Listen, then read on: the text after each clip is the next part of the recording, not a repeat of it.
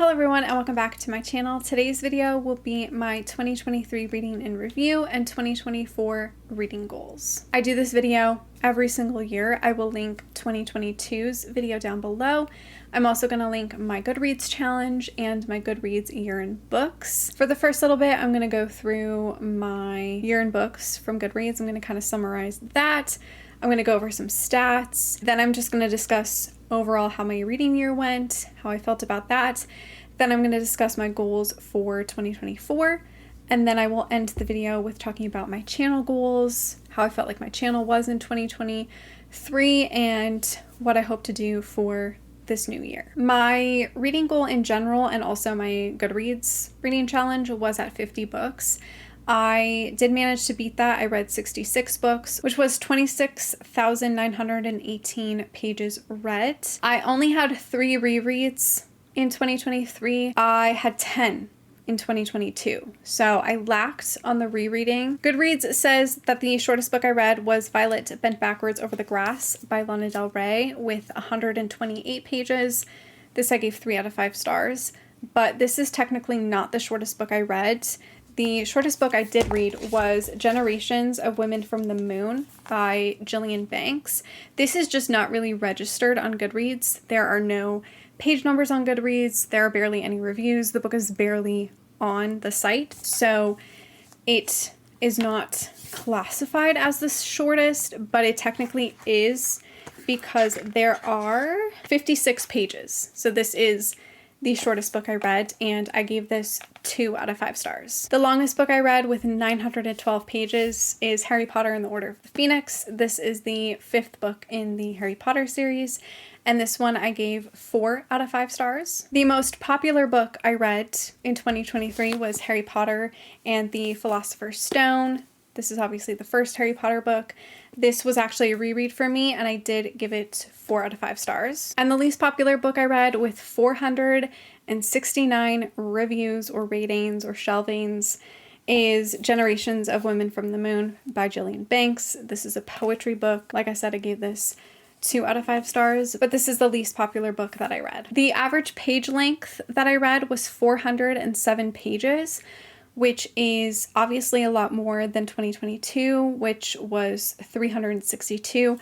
I do credit reading the entire Harry Potter series. Those books were very big, so they definitely upped my average page length. And then my average star rating was a 3.3 stars, which kind of sticks with what I normally have. In 2022 was 3.2 stars. So it did go up a little bit this year, but it kind of stays in that 3.32 kind of range, so that's interesting. And then the highest rated that is documented on Goodreads that I read this year was Harry Potter and the Deathly Hallows. This has an average rating of 4.61, and I of course gave it 5 out of 5 stars. So those are kind of the initial stats from my Goodreads year in books. Now just other stats that I have. So at the beginning of the year, I made a most anticipated releases video, which I think included my TV shows and movies that I was really excited about in 2023. And I had 11 books on that list, and sadly I only read 3 of them. I definitely was not keeping up with new releases. I was not keeping up with books that I was excited about. Out of the 66 books that I read, 23 of them were published in 2023, and 43 of them were from previous years. So that's pretty good. I was reading a lot more new releases, still some backlist, but a decent amount of newer stuff. This does kind of fuck up my stats a little bit because even though Goodreads says I read 66, I technically read 65 because I had 1 DNF. So some things kind of don't match up a little bit, and I maybe should have not included my DNF in like my read category on Goodreads, but I did that anyway, so it kind of screws things up. So technically I read 54 physical books with 1 DNF, which was a physical book, and then 11 ebooks. So that is pretty good. I was reading a majority of physical books. And then for star ratings, obviously I had 1 DNF, which didn't count.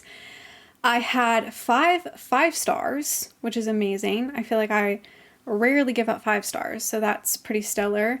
I had 24 stars, 28 3 stars, 11 2 stars, and 1 star. For genres, subgenres, I read 16 YA books, which is pretty good.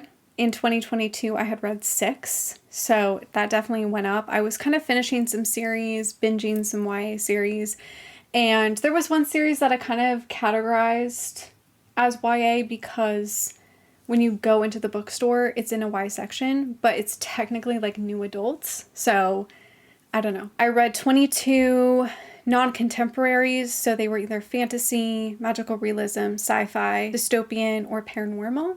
So I had 22 of those. I had 11 new adult romances, so just kind of that specific age range. I had 39 contemporary books. I read 3 historical books, which actually were like the YA ones that I read, historical YA. I read 3 poetry books. Those were the only like short stories that I read. And then I discovered 16 new to me authors, which is also a pretty good number. My most read months were January and July, both with 8 books each. My least read months are June and December, with also 3 books each. For my most read authors, we of course have J.K. Rowling with 7 books. I read the entire Harry Potter series for the first time. This, I would say, is probably my favorite in the series, and Prisoner of Azkaban and Goblet of Fire. Those are like my top 3 in the series, I would say, but I am so happy I finally read this entire series. Then Rue Nix was another author that I read a lot of books from. I read 6 of her books in 2023. Gothic Hannah is obviously my favorite. I read this as well as the Dark Verse series. I really enjoy her storytelling. I feel like it's very unique, and I'm excited to read all her future books. And then the 2 other authors that I read a bunch from was Elsie Silver with 5 books. Hopeless is definitely my favorite. And Carrie Maniscalco with 5 books and 1 DNF. This is obviously my favorite that I read by her, Capturing the Devil. This was the last book in the Stalking Jack the Ripper series. I loved both of these books, and I'm very happy that I read a lot of books by these authors. So that was kind of it for all of the stats, all of the information. Now I'm just going to kind of discuss my reading year overall. I definitely feel like it was okay. It was one of the worst reading years I've had in a really long time, which is really unfortunate, but I, was struggling with mental health, and life gets busy and it's hard to find time for your hobbies and actually be in the mood to do your hobbies. I was just struggling to concentrate and to read, and it was really unfortunate, but I'm not going to dwell on it for too long. Even though I didn't have the best reading year, as in I didn't read a lot, I still read some really good books that I really, really loved. I am also very overjoyed that I finally read the entire Harry Potter series, because that was on my bucket list. And I'm glad I finally took the time to read that series, and I took my time with it. I didn't, read it back to back. I read 1 book a month. It makes me super proud of myself that I did that, because it's a huge series, and obviously I had been putting it off for years. Obviously I did discover some new authors that I really want to continue reading from in the future, but it just wasn't the greatest because I didn't read a lot of what I wanted to read.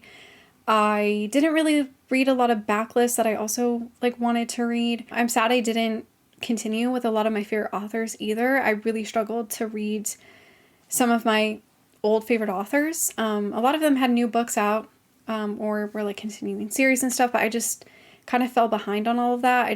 I guess wasn't really in the mood. I don't know. 2023 was just not my reading year, which sucked, but it is what it is. And I have more hope for 2024. I feel like I'm hopefully going to read a lot more. I think it's just those months where I read 3 books. I could really read 5, what is stopping me from reading 2 extra books, I think I just need to, A, stop spending time on social media. B, I just need to pick something up. Even if it takes me a week to read it, I just need to pick it up. And I think reading the Harry Potter series has kind of changed a little bit of the way that I think about reading. I don't have to binge a book in one sitting. I can read it for an entire month. I can read a chapter a night. I don't have to binge the book in one sitting, which I've always done. But as I get older, I feel like I lose concentration and it's just harder for me to focus. So I think reading a chapter or two every day in the long run will help me, which I guess let's get into my reading goals for 2024. So my reading goal and my Goodreads goal is set at 50 books. That is very easily attainable for me, even if I'm not focusing a lot throughout the year. I feel like 50 books is pretty standard, pretty easy. Secretly, I would like to read like 90 to 100. That would be ideal. So I'm going to keep that at the back of my mind. You know, maybe pushing to read 10 books a month would be awesome. Even if I read like 8 books a month and I just continue that the entire year, I feel like that would be pretty good. I obviously stopped reading ebooks in 2023 because it just felt like I was always on a screen. I think I started out the year reading on my Kindle and then it was slowly dying. Then I got an iPad and I started just reading on my iPad. And I kept associating reading ebooks as like screen time. So then I would just go on social media. And it was just like harder for me to separate reading and being on social media, if that makes sense. I still want to keep going with the physical books. I want to try to knock down a good majority of the physical books that I already have on my TBR in my bedroom. I really want to get through a majority of that. That would be very, very nice. But I also do still want to get back into reading ebooks and having a better relationship with ebooks.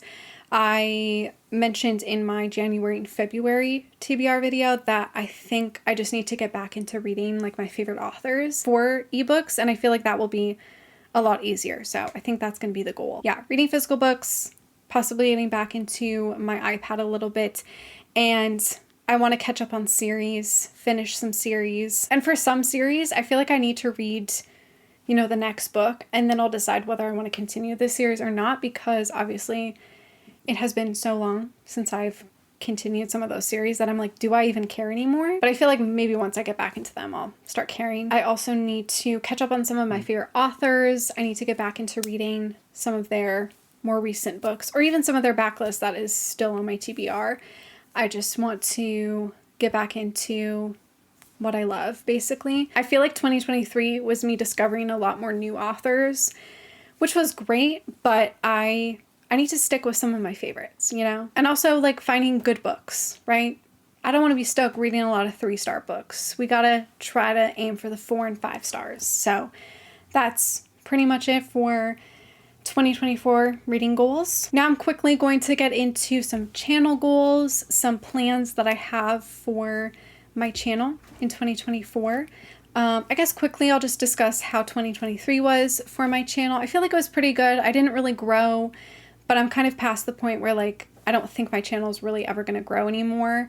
I am still stuck at like 12.5 subscribers, so it hasn't gone up, it hasn't gone down. It's just going to stay at the same, which is fine. I've accepted that. It is what it is, and I'm just going to continue making content that I really enjoy, and hopefully you will all watch. I definitely incorporated more vlogs and more reading vlogs, personal vlogs. I kind of did a lot of that in 2023, which I really enjoyed, and I know a lot of you enjoyed them. It was fun to kind of change up the content a little bit. I also was feeling kind of unmotivated when it came to bookish videos because, you know, I've been doing this for like, what, 8 or 9 years? I was just kind of feeling like I had done all the videos already. And when you're reading 5 books a month, you're not going to have recommendation videos all the time because you don't have books to recommend. I changed up my TBRs in 2023. I started the year off doing monthly ones. Then I think it was either spring or summer, I switched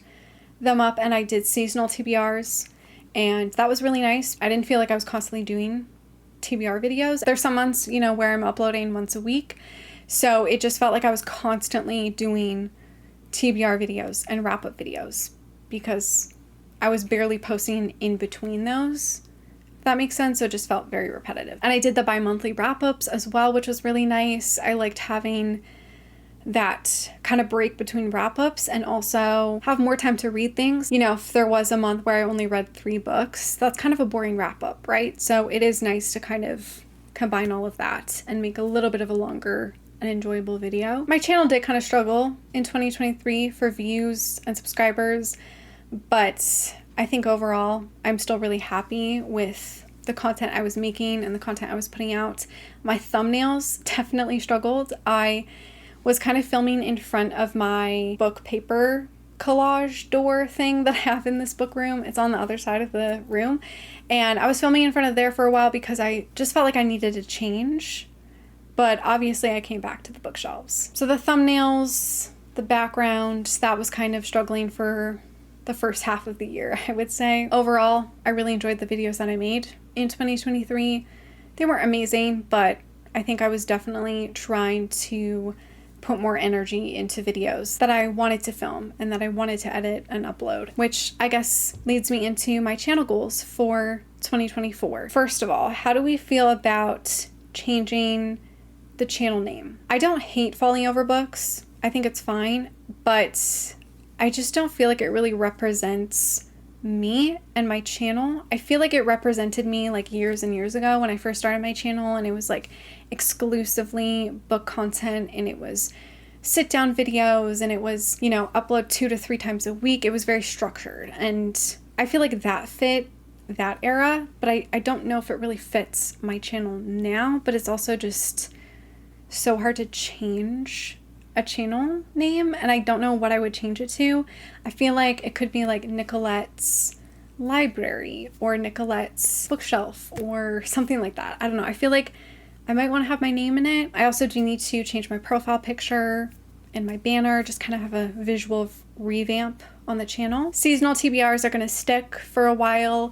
I just really enjoy doing them seasonally. So March, I will have my spring TBR, so that'll cover March, April, and May, and then we'll have the summer, fall, and winter. Fall and winter is kind of mixed up for me because I like to just do September and October for fall, even though technically November is still fall. That one's kind of always up in the air. We'll see how I feel by then, but seasonal TBRs are going to stay for a while. So we'll bi-monthly wrap-ups. Unless I'm reading 10 plus books a month, then there will be a single wrap-up. Regarding vlogs, I want to, of course, still do the day in a life daily vlog where it's very relaxing, just kind of my day-to-day, you know, me reading, me doing my skincare, cleaning my house, that kind of stuff. I will at some point probably do another weekly vlog. I'm going to try to do that again. And I would also really love to try to vlog in public. I want to vlog in public. I want to bring you guys along if I'm running errands, if I'm shopping. I do want to do another bookstore shopping vlog at one point. I think the main goal is to try to vlog in public, me getting out of the house and doing things. Even though I know you guys love my vlogs at home, me just chilling, being very relaxing. I know a lot of you love how calming they are. I do love those vlogs. They're just very repetitive. We need some mix up. You need to see me outside shopping, outside reading. I also do just in general want to vlog more stuff that I'm doing, you know, like hanging out with my friends, hanging out with my family. You know, if I'm going somewhere to eat or doing something, I want to vlog more of that and document more of that stuff. Because I feel like even in my personal life, I don't take pictures of things. I don't take videos of things. I just grew up not doing that. So it is weird as an adult to like remind yourself to document stuff. But I do want to try to do more of that, which also brings me into like reading challenges and reading vlogs. I do like the vlogs of me just like casually reading and casually talking about what I'm reading, but I also do want to do reading vlogs and reading challenges. Like, for example, reading YA books for a week, reading popular TikTok romances, reading pink books for a week. Those kind of challenges, you know, I want to do more of those where I'm actually just reading and giving you guys my review and my thoughts and vlogging the reading process. I know a lot of people have told me that they want me to read like the highest rated book on my TBR shelf and the lowest rated book on my TBR shelf. That I think also would be a fun vlog. It's challenges like those that I want to get more into because they are a vlog style, but also I'm reading at the same time. So I think that will be kind of hopefully a style of video that I do more of in 2024. And then lastly, I'm going to quickly talk about Passionflix videos. So I rarely did any in 2023. I really slacked on the Passionflix reactions. Also, they didn't really release many movies anyways. But regardless, I kind of slacked on them. I'm kind of behind. And moving forward with Passionflix videos, I'm only going to do ones that I actually want to watch. Normally when it comes to Passionflix videos, I do them all. I do every single adaptation. I read or reread the book, then watch the adaptation. I make a whole video on it, and I do it for everyone that they've released. I am behind on 3, I think. I love Passionflix. I love what they're doing as a company, but I don't love all of their movies. I don't love all of their projects. For the most part, I am pretty negative about them in the videos. There's the occasional one that I really like that I think they've done a really good job with, but for the most part, my reactions tend to be a little negative, which is something I don't love because I hate being negative about something that I'm somewhat excited about or that I want to talk about, want to read, want to watch. And so that's why I keep putting off Passionflix projects to make videos about, because I know it's just going to be a negative experience. I think it's Seduction and Snacks. I read that book years and years ago. I didn't like the book. Passionflix made a movie about it. I bought the book because I was going to reread it, and then I was going to watch the movie. I was going to make a video on it. I still have not done that. And I think that movie came out like 4 years ago already. But I didn't like the book, so I know I'm just not going to like rereading it. I'm not going to probably like the movie. So why am I forcing myself to make a video that is probably going to turn out negative? So going forward with Passionflix videos, I'm only going to do ones that I want to reread the book or read the book and watch the project, just to have a little bit more of a positive experience for me and for you as the viewer. Like I said, I have Seduction and Snacks to watch. Not going to do that one. I have The Secret Life of Amy Benson. I won't be doing that one either. I'm just not excited. I don't really care. It's probably something I'm going to watch in my own time. I'm just not going to make a video about it. Torn, which is the sequel to Wicked, I will watch. That one I do need to do a video on. I'll try to do that early spring probably, but I do want to watch that because I really enjoyed Wicked. So I want to watch Torn. And of course, I'm going to do Gabriel's Redemption, hopefully later this month. I'm also planning on doing Wallbanger whenever that comes out because they recently just finished filming that. So we're just going to read and watch ones that I'm excited about and that I'm curious about and that actually interest me versus just watching them all and doing videos on all of them when I don't care. But that's not to say that I won't watch Seduction and Snacks and The Secret Life of Amy Benson on my own time, because I will watch them on my own time. I'm just not going to make a video about it because it's just a lot of work to make a video on that, and I'm just not interested in making those videos, and that's why I've been putting them off. Torn I've just been putting off because I'm lazy. But the other two I just wasn't interested in. Also for Passionflix, I'm still going to do the same format, reading or rereading the book, documenting all of that, reviewing it. I'm possibly thinking about changing the way that I watch the movies. I want to do it in more of a reaction style, like a lot of YouTube reaction people do, you know, where they watch something and you're also seeing it as well. But I just feel like I'm not reactionary in that way. I would not have much to say while I'm watching the movie. I also don't know if Passionflix you can screen record. I'd have to figure that out, because if so, I may attempt to do that. Not for Gabriel's Redemption, because that's a lot of work, but maybe for Torn I'll attempt that, or Wallbanger. But let me know if you would enjoy that little switch up. I think like the first half would just be me like reading the book, reviewing that, documenting that, and then like the second half would be me reacting to the project, where I'm sitting down watching the movie and you're also watching the movie at the same time, or parts of it, you know. Let me know how we feel about that, or if you want me to just continue the way that I do my Passionflix videos and stick to the same format. And I think that's kind of it for my channel goals. I feel like I kind of discussed everything that I